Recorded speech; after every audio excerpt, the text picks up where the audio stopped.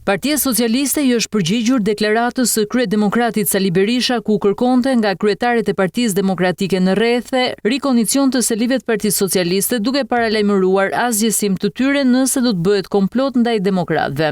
Të bëjnë rikondicionin e plot të selive të Partisë Socialiste në çdo rreth. Kreu i grupit parlamentar të Partisë Socialiste Tauland Balla teksa publikon thirrjen e ish kryeministrit kërkon nga demokratët mos i binden Berishës në të tilla kërkesa që sipas tij ndjellin vëllavrasje.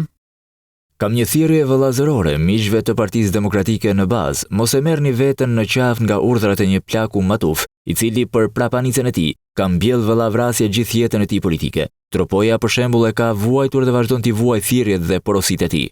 Balla shkon dhe mëtej kur thekson se thirrja publike për kryerjen e veprave penale, thirrja për dhunë, nxitja e urrëties dhe e përçarjes, goditjet që shkojnë deri në tentativë vrasje ndaj punonjësve të policisë së shtetit, goditjet për shkak të detyrës, përfshirja e të miturve në krim janë vepra penale të dukshme e për këtë ai kërkon reagim e vlerësim nga organet kompetente.